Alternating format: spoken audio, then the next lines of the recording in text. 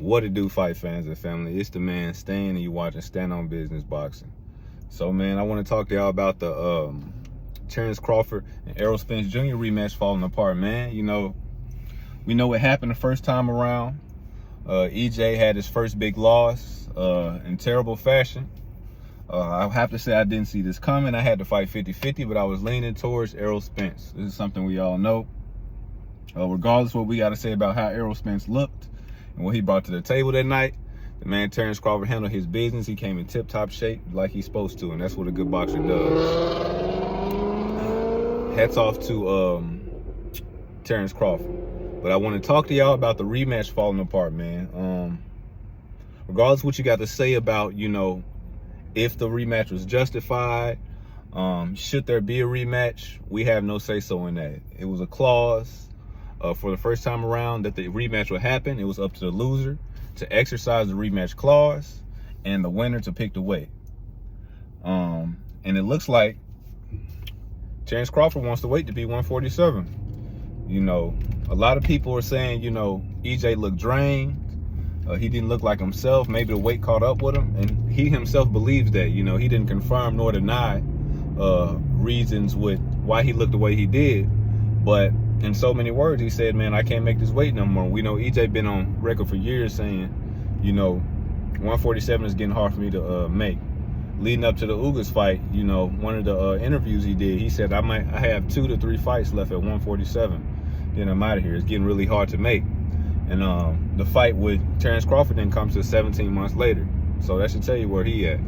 But needless to say the least, man, Terrence Crawford looks like he wants his fight at 147. Steve so-called Nelson, a guy that's part of Terrence Crawford's camp, has went on record on Twitter and said, you know, yes, we did offer Errol Spence the fight at 147. So all this he say, she say, this is the actual news from the champ himself. We're offering Errol Spence the rematch at 147. We're hoping he doesn't take it because we want to prepare to move up to fight the man, the myth, the legend, Canelo Alvarez, or Charlo, the winner. And that's a big jump in itself. That's another video in itself. And that's something I want to talk about. And it's a video I'll make. But what we're talking about right now is the Terrence Crawford versus Errol Spence rematch controversy. Now, it's two ways to look at this. And I look at both sides of the coin. Terrence Crawford has been on record for years saying, you know, man, I have never gotten my just dues and what I'm supposed to be as a boxer. You know, I am a world top talent.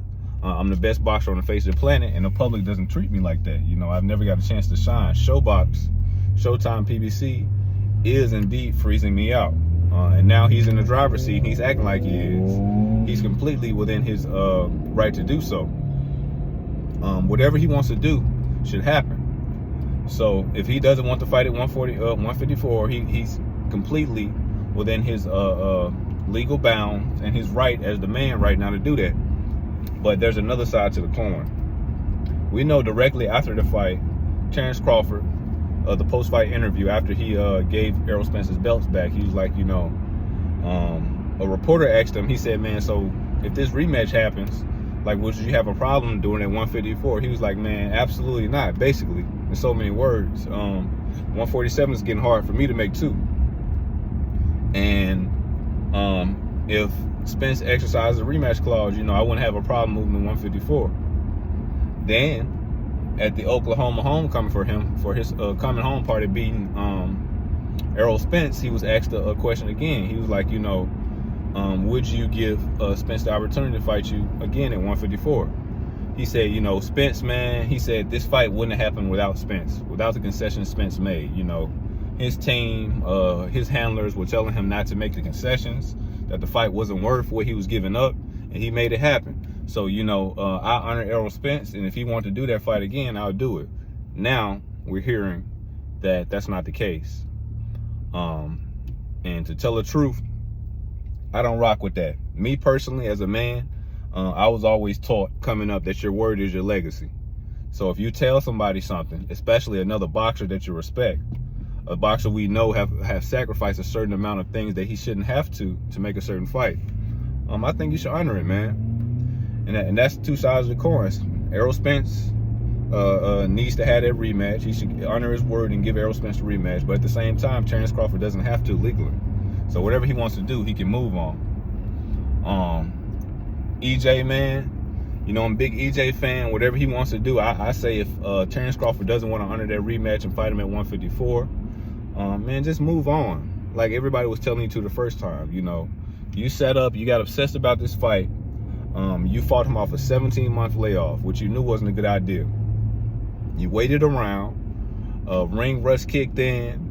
You didn't know how you're going to look making 147, and it came back to bite you. Don't make the same mistake twice.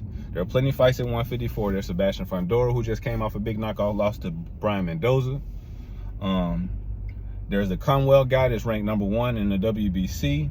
Brian Mendoza is tied up fighting Tim Tszyu right now. And that's the premier division next to 147.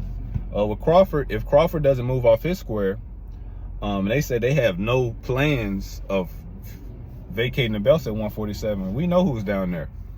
And that's the Roy Jones Jr. 2.0 himself, Jaron Ennis.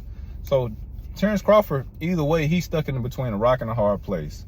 And what I don't get with this Canelo Alvarez, Charlo winner stuff is Canelo Alvarez and Charlo are slated to fight September 30th this month, right? If Charlo beats Canelo Alvarez, there will be a rematch. It's going to be a whole nother 3 or 4 month preparation that Terrence Crawford has to sit out of the ring and prepare to see if he'll get his fight.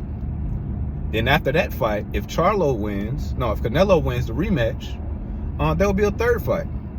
So we don't know how these things are going to go. You're basically speculating what's going to happen and what's not going to happen. You say you're not giving Keith Thurman an opportunity. You're not giving Danny Garcia an opportunity. Man, fight Spence in the meantime. Honor what you say you was going to do. Now, I'm not part of his team. I don't know what he's thinking.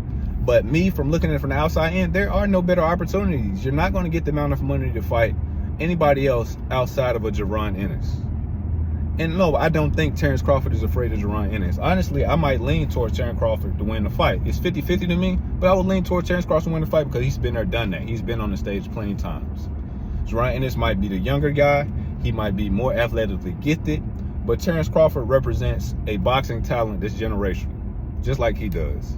It could go either way. So this is what I'm saying. In the meantime, get a man to run back. You say you were going to do it. Don't pull no feminine stuff saying, I'm not going to give you the run back at 154 no more, when you on record saying you would. So that's how I see it, man. Spence, it's other things you can do. Crawford, you got opportunities too. But the best one right now on the table is Errol Spence Jr.'s run back. That's all I got for y'all. Catch y'all with another video. Like, share, subscribe. It's your man Stan. Peace.